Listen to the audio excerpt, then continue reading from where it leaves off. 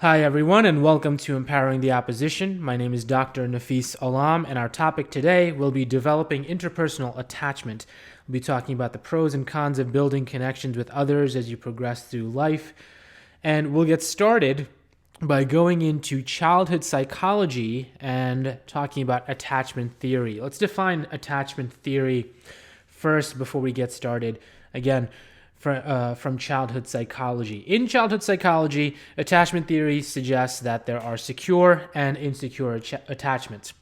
A secure attachment is when an infant cries when the mother leaves and calms down when the mother returns. Insecure attachments are broken down into avoidant and ambivalent. An avoidant insecure attachment is when an infant who didn't care much if the mother left or stayed. And ambivalent insecure attachments are when infants cry when mother left but would not stop crying once she returned. So the reason I start by talking about child psychology when it comes to attachment theory is because attachment begins at an early age. Human beings are social creatures, as you all know, we all know. And attachment is thought to be a good thing. And obviously with Empowering the Opposition, our main goal is to consider the counter positions to the dominant positions, if you will. And most people would suggest that attachment in general is a good thing. You know, as you go through life, you want to have good, reliable, trustworthy friends, significant other, so on and so forth, family members. But there are arguments to be made for the idea of solitude, severing all attachments so that you can be by yourself. And I'll be talking about some of the pros and cons around that as well. So if we were to look at secure attachments, and let's graduate infancy into adulthood, and let's assume that secure attachment at infancy more often than not results in secure attachment tendencies, if you will, in adulthood. This would mean that people are in general understanding of what how to behave and what attachments are good for them, what attachments are not good for them. They're aware of when a seemingly good attachment becomes a bad attachment, and then they're able to take the actions necessary to sever that particular attachment in order to find a new one, or just to leave that attachment alone altogether. That is thought to be the healthiest form of navigating the topic of attachment. Then, of course, with insecure attachments, with avoidant insecure attachment, as adults, you may have people who just don't want attachment at all. They don't need it. They don't want it. In some ways, it may be something that is to the detriment of their mental health, and in other ways, it might actually be to the benefit of their mental health. Same thing with ambivalent insecure attachments as adults. If someone feels like they're gonna stay in the same affect, same feelings, same emotions, same thought process, regardless of who's around and who's not around. An insecure attachment can sometimes in adulthood be seen as something that is beneficial from a mental health standpoint. And, I'll be talking more about that today. So for secure attachments in particular, this is going to be an easy one to define from a pro standpoint, a little bit more difficult to define from a con standpoint. So the pros to secure attachments is a wealth of quality attachments, quality friends, family, and just general connections. People that you can rely on, people that you can who can rely on you. And overall, it's the idea of building that village that, obviously it doesn't have to be a geographically radiused village. It can be a village that exists on social media, or just, in general, a village of people that you trust and would go to with anything that happens to you or with you. So that's the pro of it, is that you have that village, you have that support system, which many people do want. What's the con of forming secure attachments? if you are forming secure attachments, you're still forming attachments. And at any point, if an attachment is severed not by your choice, but by someone else's choice, you could find yourself dealing with a lot of turmoil and sadness. So the con of secure attachments is that you do, with attachment, build a certain degree of dependency. And that dependency isn't necessarily unhealthy. And even when it is healthy, when that dependency is severed, you do feel remorse. So the con of a secure attachment would be that you are placing yourself in a more vulnerable position to be hurt, potentially.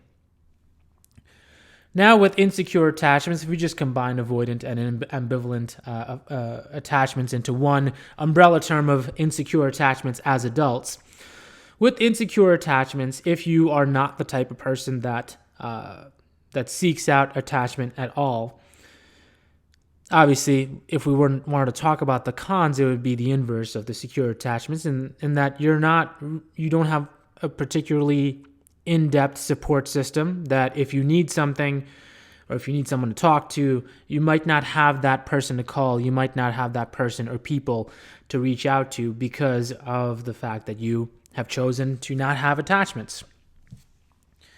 Now, the pro side of insecure attachments, or no attachments at all, could potentially be a very high level of self-reliance. And avoiding attachment altogether does not automatically make someone an antisocial person. In fact, it may make someone a very self-aware person. If I can use myself as an example here, I do tend to think of attachment in a more quantity versus quality based approach. So if I can explain further, the way that I live my life obviously shouldn't ever be the way that you live your life. Essentially, probably the best advice that I can give you is to take whatever I do the opposite, and you'll be perfectly fine.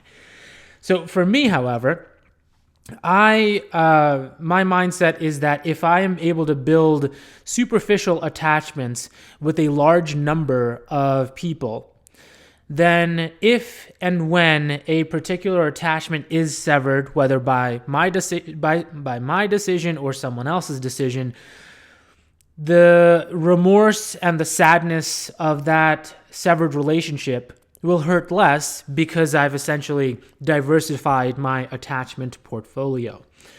And in many ways, you can make the argument that I tend to diversify out of a fear of potential sadness or potentially getting hurt. And as a result, I do tend to have a lot of friends and acquaintances who know a lot about me from a superficial standpoint, but don't know too much about me, from an in-depth standpoint. And, I like to have more people around as opposed to, fewer people, but those who know me very, very, very well. And that's me. And I'm operating from that particular point of view that, the quality of an attachment for me isn't as preferred as the quantity of attachments that I have in my life in general. And again, this might be a character flaw of mine. It is in some ways to protect myself from the potential for for sadness, for remorse, whenever an attachment is severed. So diversifying out of that particular fear. Now, is that healthy? Is that unhealthy? That is essentially why I have this podcast, is to not give you those kinds of answers, because who's to say that the way that you're living your life shouldn't be the way that you're living your life? As long as you're not breaking the law and not harming yourself and things like that, your life is your choice, right? So what you do with your life is your choice. And this is the choice that I've made. In my opinion, this is the healthiest choice for me. And if there are others like me out there who think of attachment in this kind of way. Maybe everyone around you is telling you that you should have deeper connections, more meaningful connections, and the attachment that you have should be of higher quality, and you shouldn't be so superficial with the attachments that you have. And maybe having a whole lot of superficial friends isn't as good as having just a handful of really in-depth friends. That might not always be true. Society wants it to be, so that's essentially the general consensus in society, that a few good friends is better than many sort of okay acquaintances, right? Now, that might be true for some people. In fact, it might even be true for most people. But it does not mean that it's true for all people. So in empowering the opposition, I just want to encourage you to assess yourself. You don't have to fall in line with what society tells you to be from an attachment standpoint. If you value quality attachments over quantity of attachments, then that's perfectly fine. And if you're on the other side of the coin, however, if you value quantity of attachments over the quality of each individual attachment, that's perfectly fine as well. So just something to keep in mind. Well, that's all the time we have for today. I'm Dr. Nafis Alam, and this has been Empowering the Opposition. See you next time.